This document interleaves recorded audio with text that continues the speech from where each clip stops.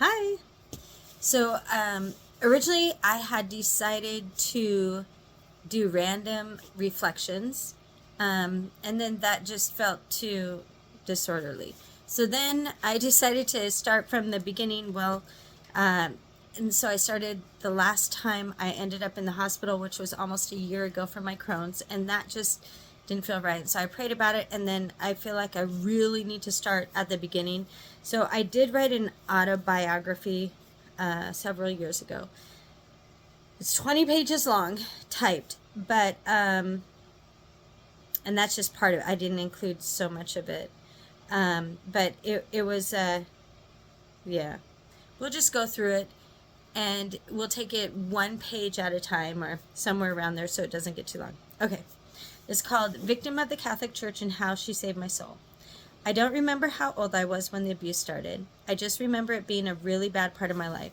My otherwise childhood was filled with much love from my mom and strict Italian father, yet much turmoil from my brothers who would call me names, put me down, and simply put, made me feel fat, ugly, stupid, and just not good enough or deserving of anything good. You see, I was number 5 of 7 children. My mother had 2 girls, 2 boys, me, then 2 more boys. Yep, I was in between 4 boys who relentlessly teased me.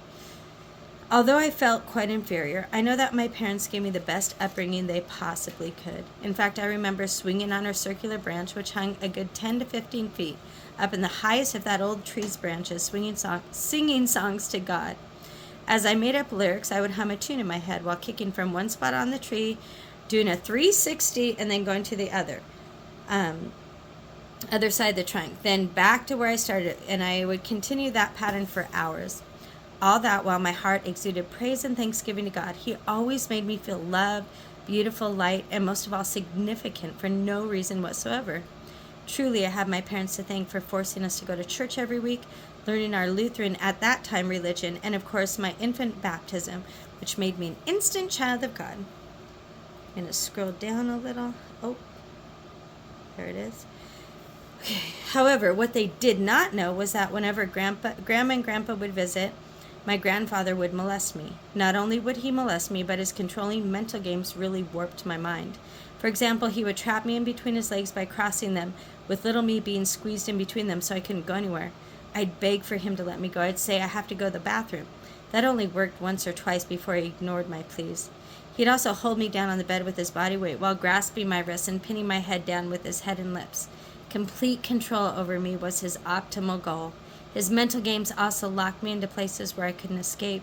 There was one particular time that he locked me in the canopy of his truck because I wouldn't do something he wanted me to do. I think I was going fishing with him so he could molest me. It was summertime and I was sweating profusely. I banged on the windows to open and shouted and screamed for anyone to hear me. To say I was terrified is a grave understatement. Petrified is more suitable. The next thing I knew, I woke up to find the back latch unlocked. I went from hysterics to waking up. I must have passed out. I did tell my parents, but he lied and they believed him, as was the norm during those days. Children didn't have much of a voice back then, whereas adults were heard as concrete truth. Let me scroll a little more. Ooh. On another occasion, my grandfather played a twisted mental game on me during our visit to their house. While we lived in the country, they lived in the city with stoplights and all. My fun grandpa, because he was fun, we would do baseball and fishing and sports and stuff I loved. But yeah, I don't know. Then it got all twisted.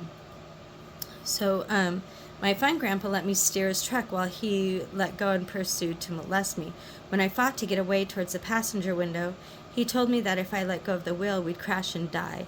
Being just a little girl around 7 years old, I fully believed him. I truly thought that if I let go of the wheel, we would surely die. So I had to endure until we finally hit a red light. Only then was I able to retreat to the passenger door where I was small enough to curl up into a ball where he couldn't reach me. There were many more times of abuse. Without getting into too much detail about all these occurrences, he manipulated me into not telling anyone. Sorry, I'm scrolling down just a little more. 4 minutes in. As a child, one does not fully understand much, so I was quite easy to manipulate. He warned me that if I told anyone, he'd be locked up in prison and no one would ever see him again. You'd think I'd be okay with that, but my grandfather was a fun grandpa. He took us kids fishing, he played baseball with us, he drove a really cool decked out red Camaro car, and he'd even give us kids sips of his beer, which I thought was very cool, because my parents would never have allowed that. Anyways, I loved him and hated him at the same time, but I loved him enough to not let him go to prison for his entire life, so I kept his secret and fought his abuse until I couldn't handle it anymore. As the years passed and the molestation progressed, my hatred grew more, and the love I had for him, more than the love I had for him.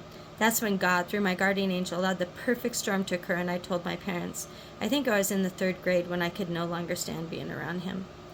And that is, sorry to leave you hanging, but I just don't want him to get too long, so we'll go to number 2 the next time.